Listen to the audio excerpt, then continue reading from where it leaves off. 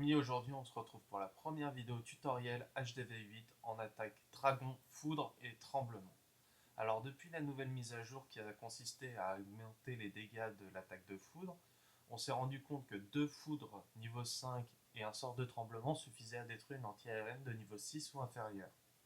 Alors que déjà on voyait des attaques dragon soit avec deux sorts de rage et un soin, soit même trois sorts de rage, on voyait aussi des attaques full dragon avec ballon en renfort avec trois sorts de foudre.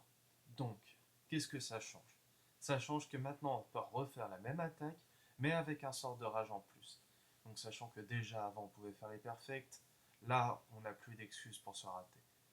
Ça permet d'avoir une marge d'erreur impressionnante. Donc là vous avez déjà un premier replay de Duff donc chez les boss qui met son premier perfect, première attaque, on regarde le village, on étudie 2 minutes, on lance l'attaque et c'est facile. Après on aura deux vidéos dans lesquelles je vous expliquerai plus précisément ce que vous voulez qui se déroule pendant ce genre d'attaque. Vous verrez bien exactement le nombre de dragons qui restent encore à la fin de cette attaque. On en lance 10, et là combien il en reste? 1, 2, 3, 4, 5, 6, 7, 8, il n'y en a que 2 qui sont morts. Alors là, il n'y a pas d'excuse, on rase le village mais d'une facilité. Alors, passons à la deuxième attaque. Donc là, on va avoir une attaque du numéro Cléona 14 qui a attaqué du premier coup perfect. Donc là, on a un village que vous reconnaissez sûrement, les trois dans le carré central, c'est du classique. Là, ce qu'on veut, c'est détruire celle de gauche. Pourquoi celle de gauche et pas celle de droite? Car il y a le roi aussi. Et le roi peut retarder les dragons en se promenant, il va attirer les dragons qui vont lui courir après bêtement.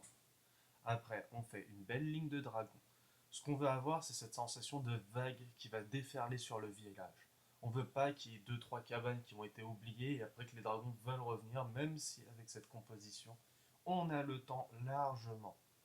Donc là, on a une belle ligne de dragons qui tranquillement progresse. Les ballons sont lancés au niveau du mortier qui permettra d'avancer sur les deux anti-aériennes. Le sort de rage est posé de façon à accélérer l'arrivée des dragons. Donc la deuxième anti-aérienne détruite. La petite Tesla.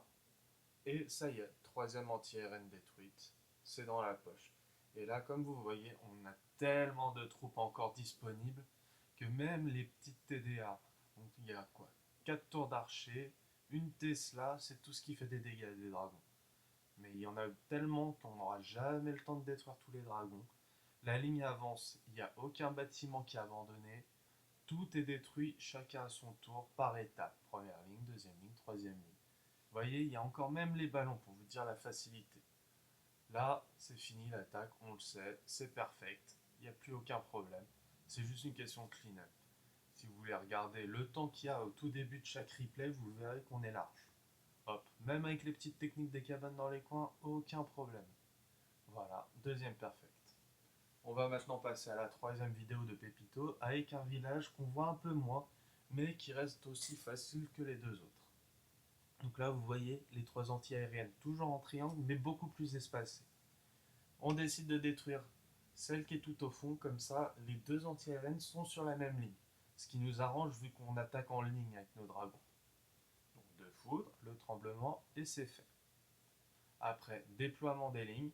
Donc là, il y a eu une technique un peu plus resserrée au niveau de la ligne pour être sûr de bien rentrer dedans. Donc les dragons se déploient, aucun problème. Ils avancent, première ligne, deuxième ligne. Les anti-aériennes ne sont toujours pas emportées. Et ça y est, elle commence à tirer. Et le dragon qui descend en bas.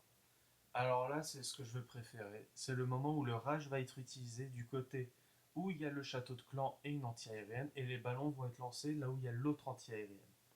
Mais c'est là où vous allez voir la puissance de cette attaque, c'est que les ballons n'ont même pas le temps d'arriver, que les anti-aériennes sont déjà détruites.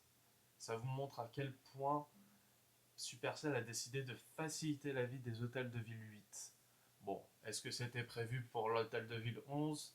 Je ne sais pas, mais en tout cas, quand on maîtrise cette attaque, 80% des villages HDV8, on les a sans aucun problème.